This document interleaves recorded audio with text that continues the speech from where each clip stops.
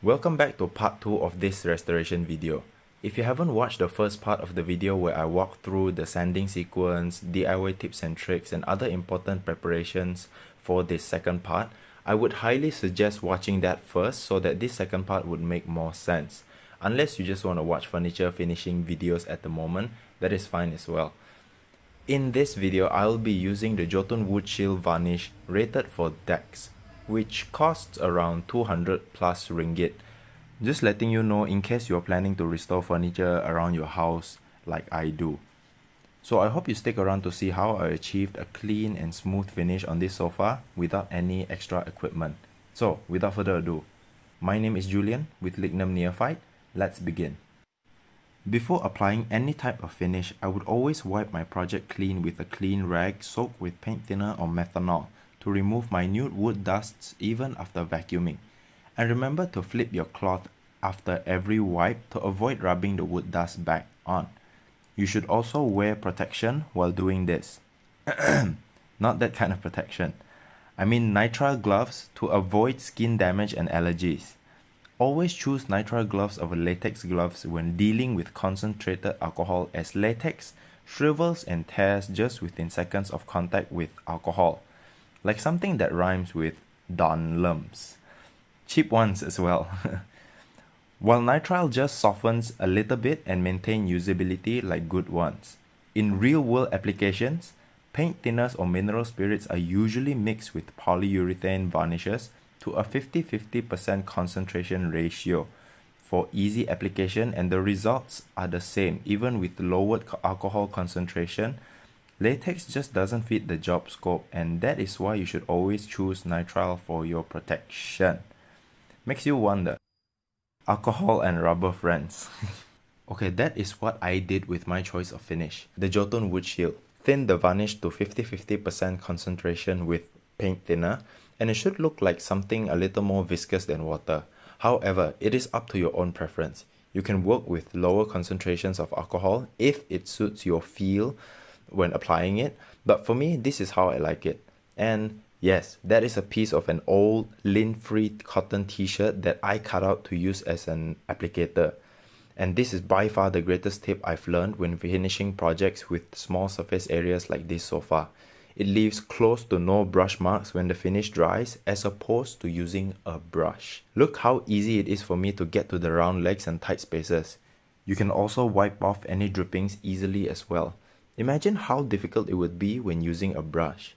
And for the seats, I use metal hooks to hang them, which I made with metal wires by bending them with a plier. All that so I can easily apply the finish without them touching the floor or my hands. Although I did need to hold one of the corners with my fingers when applying the finish. Also, remember to squeeze the excess before applying, just enough that it doesn't drip from the cloth, because you don't want too much of the mixture to sit on the surface. This is to avoid what I call flaking, meaning the alcohol is peeling and shriveling the previous layer of the finish. You will need to apply 3 to 6 coats of this thinned down polyurethane for better protection. It's called filming, and you'll need to wait 2 to 3 days between each coats, and also to have your furniture have a little depth like a 3D thing. I like to coat my furniture within that range of coats because too many coats would just seem too thick and fake to me. Please keep this in mind. Because it takes a few days to dry and cure between coats, small amounts of dust will collect to these sticky surfaces while drying. So what you should do is just use an ultra-fine 1000 grit sandpaper to lightly sand the surfaces that you think are more important. Wipe it off with just a clean cloth because it's not that much of dust, and then apply the next coat the next day, since you have just exposed the inner layer that might not be totally cured due to the sanding. Again, this is to avoid flaking. Tedious work, huh? The important part for me was the front legs and the armrest, because like I said in the first part of this restoration video, the armrest is where we'll be touching most of the time. But if you're a perfectionist or you're doing this for a client, yes, you may do it for all the parts if you or your client requires so. After you are done with the layers that you want, it's time to lightly wet sand with the 1000 grit sandpaper again to achieve a clean and smooth finish. Wet sanding not only helps to collect dust for you to wipe it off easily with a clean cloth, but also to reduce friction to help even out your sanding to get that glass-like result. You can also use a sponge or a piece of cloth as a backing pad to help reduce and even out the pressure from your hands. This is the result.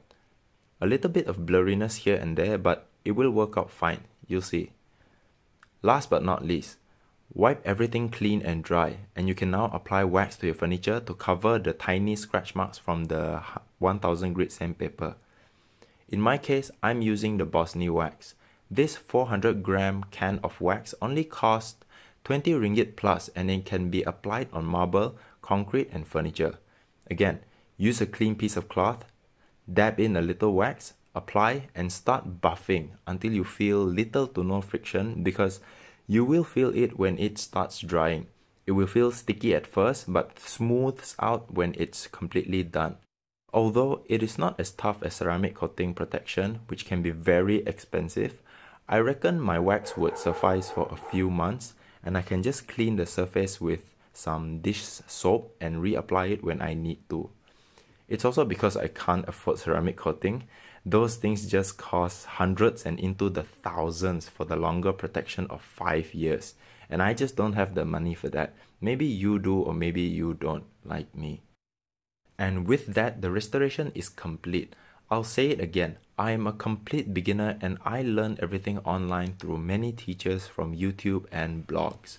I'm just a normal guy trying his best to learn woodworking and build a DIY learning community, while keeping in mind that not everyone has all the equipment they might need to do this in the beginning.